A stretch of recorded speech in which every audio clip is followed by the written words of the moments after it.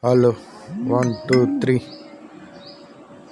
Today we are going to discuss about SOAP web service, producing a SOAP web service. So, what do you mean by SOAP here? Simple Object Access Protocol. This is a protocol over which this web service will communicate, and it is very secured and standard web service. Most of the enterprise applications, if they want a secure web service, most of the banking application prefer to develop these kind of web services rather than restful web services, because SOAP web services are very secure, very standard, and the data exchange format is the XML, so they prefer to use the SOAP web service.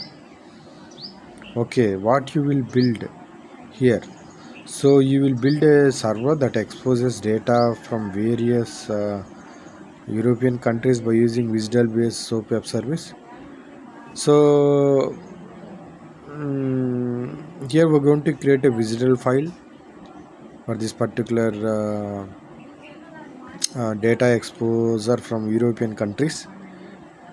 Okay, that is the requirement, a simple requirement. What we are going to do here, going to see here, add WSDL runtime dependency, jump ahead, add WSDL runtime dependency. Okay, you can see here.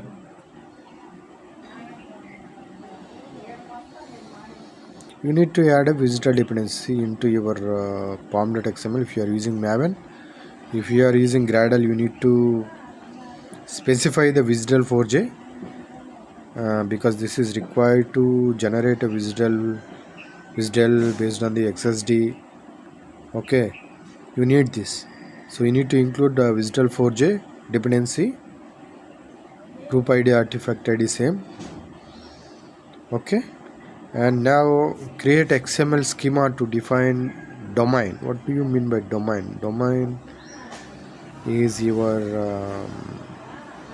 the specific requirement. I mean, the domain, web service domain is defined in XML schema.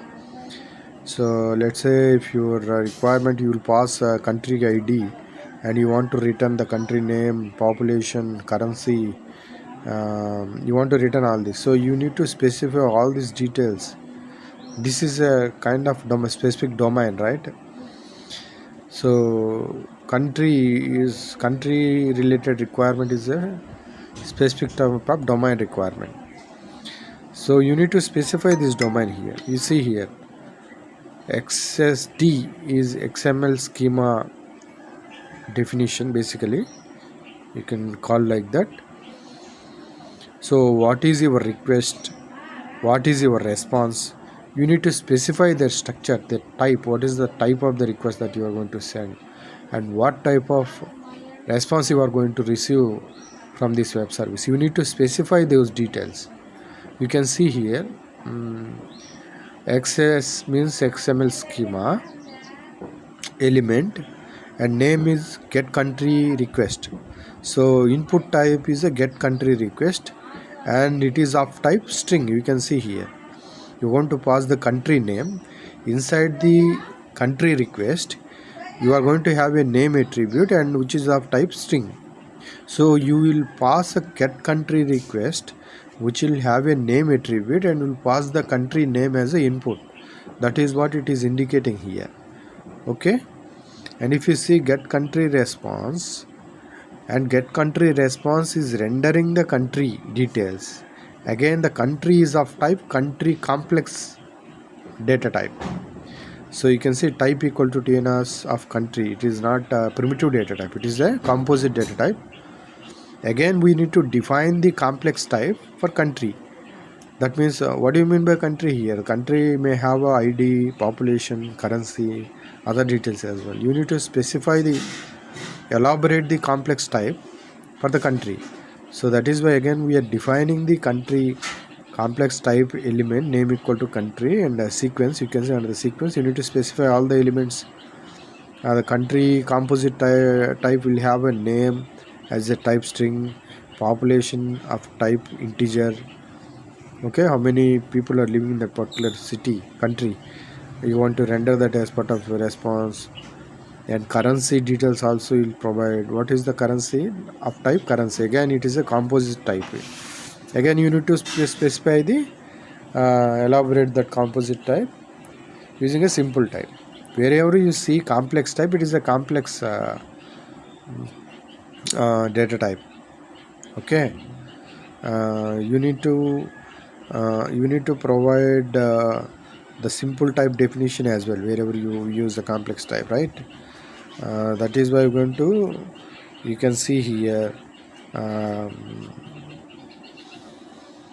uh, see, for every composite data type you need to have a respect to definition.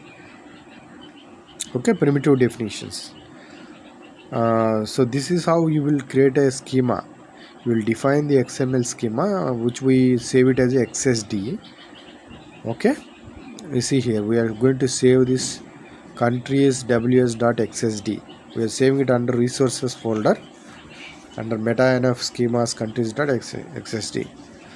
Okay, and once that is done, the next step is generate domain classes based on XML schema.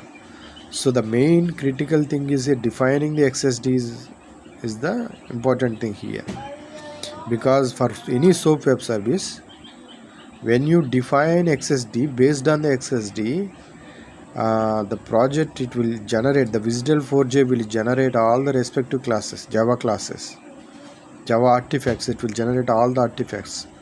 You can use them, right? So that is why creating XSD is very very important. If you are having any issues with your XSD, it will generate improper Java classes that may result in compile time issues, right? That may generate errors as well. So make sure you create a XSD properly as per the rules, XSD rules. Then it will work properly. Otherwise, it will throw an exception. It will be difficult to debug also, right? Because you are first you are creating a visual file, then you are generating the classes. Right? There are different ways of doing SOAP web service. First thing is, as we discussed, you create a visual file and then you generate a Java code. A reverse approach is first you create a Java classes and then based on the Java classes you create a visual file. There are two ways. You can do both the ways, but most of the times we prefer to do it in this way. We create a visual file XSD, and based on that we will generate a Java classes, generate domain classes based on the XML schema. You can see here. And now we need to provide the path of our XSD file. We're going to give the XML path, the XSD path, and for this particular JAXB, we are using JAXB here. JAXB is generally used to generate the classes based on the XML schema definition. That is why JAXB is very important. In one of the videos I already explained the significance of the JAXB. In many projects, whenever you are dealing with the SOAP web services, JAXB library is very very important. It is a mandatory third-party software to generate Java classes from the XML schema definitions. Okay. Okay, now we specified that there, and we specified in the build tool. So you can specify, if you are using Maven tool, you can specify it like this, or if it is a Gradle, you can specify in different way. You can see both the examples are given here. Both the cases we can generate. And after that, once you generate your XSD, then now you create some you need to create a repository service, right? What do you want to how do you want to return it? You need to have a service class, you need to have a controller, service class, some repository class, service class. So here the service class, we are going to hardcode the data for now because we are not dealing with the database here. Simply, what is this? Some example: Spain, Madrid, some currencies, European currency, some population they mentioned randomly. Okay, you can see here. And now we need a service as well. You can see, you can go here, endpoint. You can see here we're going to the endpoint is very important, because here you need to specify the namespace URI.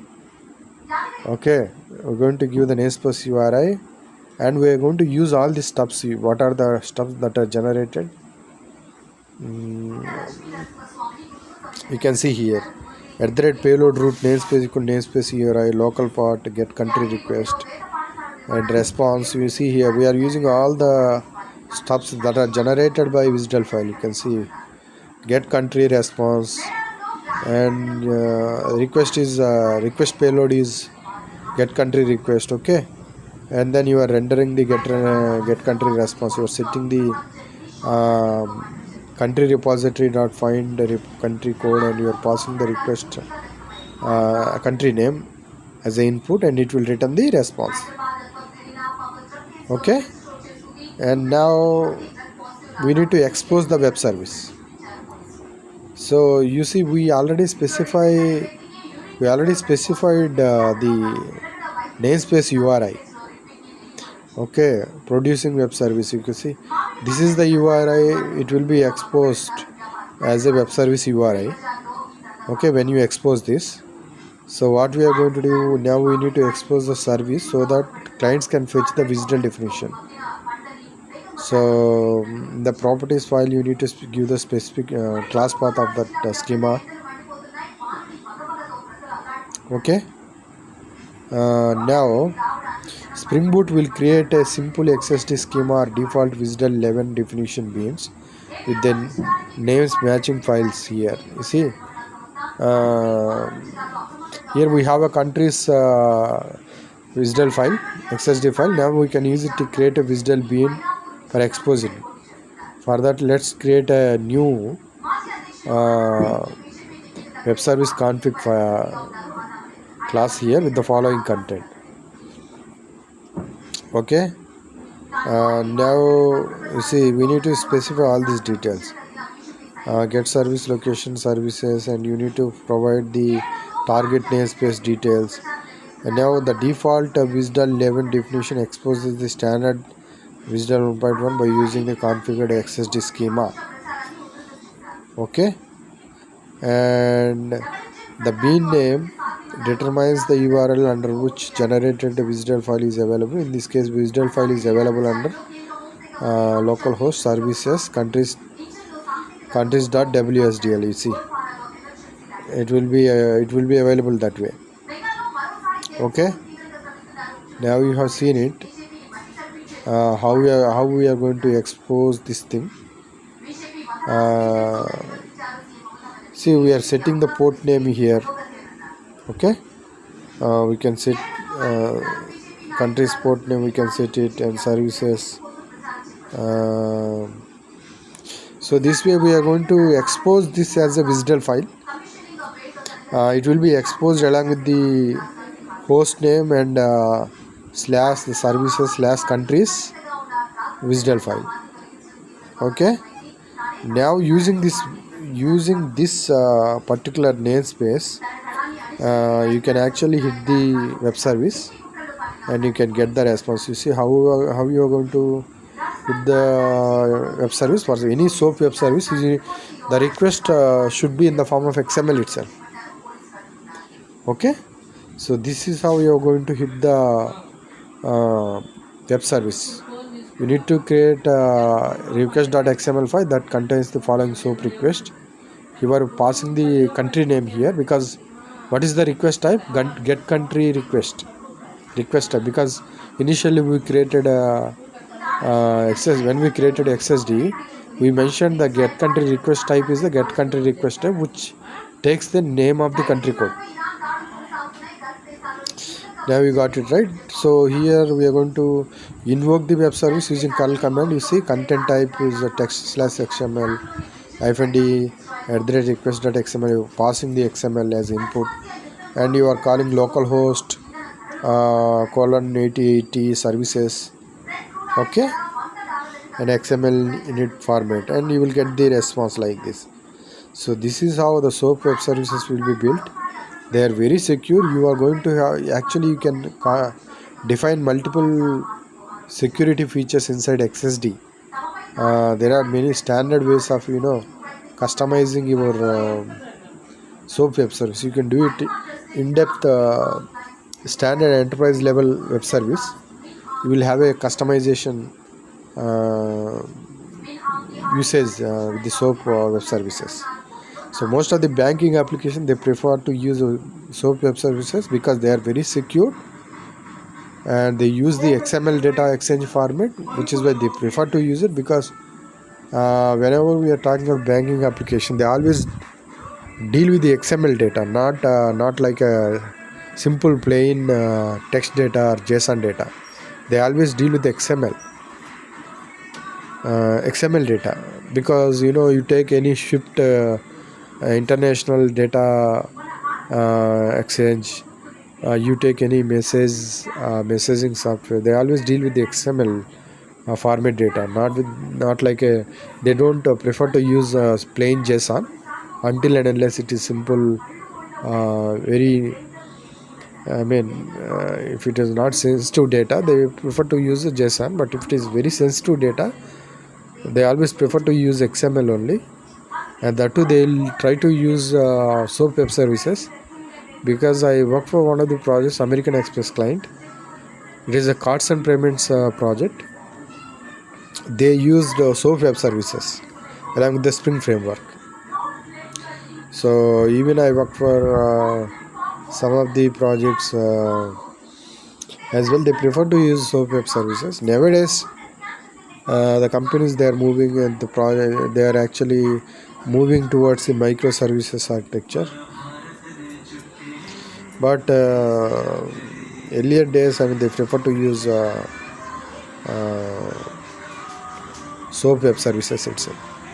I hope you understand this video. Thank you for listening.